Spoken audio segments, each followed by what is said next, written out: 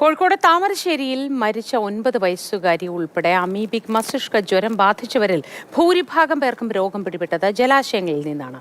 ഏറ്റവും അപകടകാരിയായ നഗ്ലേറിയ എന്ന അമീബയാണ് 9 വയസ്സുകാരിയുടെ മരണത്തിന് കാരണമായത്.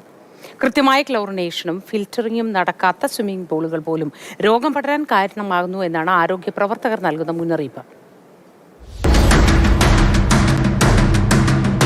7 പേരാണ് ഒരു മാസത്തിനിടെ സംസ്ഥാനത്ത് അമീബിക് മസ്തിഷ്ക ജ്വരം ബാധിച്ചു മരിച്ചത്.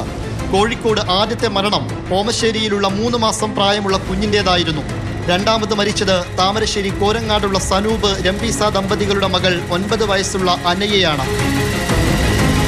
കഴിഞ്ഞ മാസം 13-നാണ് അനയ്യയ്ക്ക് പനിയും ജലദോഷവും വന്നത്. 13-ന് രാത്രിയിൽ തന്നെ ആരോഗ്യസ്ഥിതി വഷളായി. 14-ന് രാവിലെ താമരശ്ശേരി താലൂക്ക് ആശുപത്രിയിൽ കാണിച്ചു. വൈകിട്ട് കോഴിക്കോട് മെഡിക്കൽ കോളേജിലേക്ക് എത്തിച്ചപ്പോഴേക്കും അനയ്യ മരണത്തിന് കീഴടങ്ങി. പോസ്റ്റ്മോർട്ടം റിപ്പോർട്ടിൽ അമീബിക് മസ്തിഷ്ക ജ്വരമാണ് മരണത്തിന് കാരണമായതെന്ന് കണ്ടെത്തി. പോസ്റ്റ്മോർട്ടം ചെയ്തതിലാണ് അവർക്ക് ഇങ്ങനെ മസ്തിഷ്ക ജ്വരത്തിന്റെ ഇതാണെന്ന് പറഞ്ഞിട്ടുള്ള റിപ്പോർട്ട് നമ്മളെടുത്ത് പറയുന്നത്. അതും ലീഗലി നമുക്കത് കിട്ടിയിട്ടൊന്നുമില്ല. ഇങ്ങനെ ഒരു അറിയിപ്പ് പോലെ സംസാരം മാത്രമേ ഉണ്ടായിട്ടുള്ളൂ. ലീഗലി നമുക്ക് ഒരു പേപ്പർ ഇതുവരെ കിട്ടിയിട്ടില്ല. കുളിക്കാൻ പേടിയാണ്.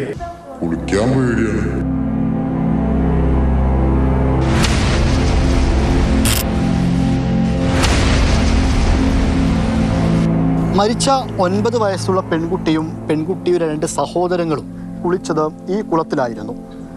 കുളിയെല്ലാം കഴിഞ്ഞ് 3 ആഴ്ചയ്ക്ക് ശേഷമാണ് ഈ പെൺകുട്ടിക്ക് പനിയടക്കമുള്ള ലക്ഷണങ്ങൾ കണ്ടു തുടങ്ങിയത്.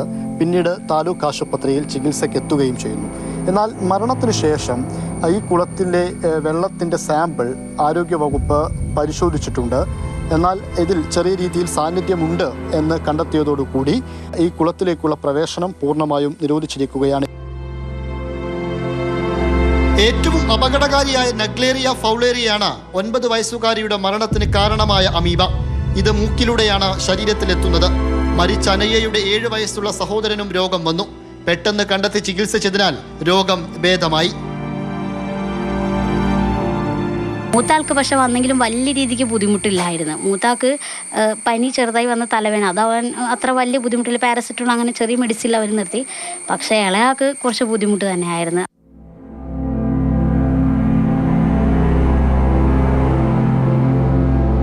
സംസ്ഥാനത്ത് 2023-ൽ 2 പേർക്കാണ് അമീബിക് മസ്തിഷ്ക ജ്വരം സ്ഥിരീകരിച്ചത്.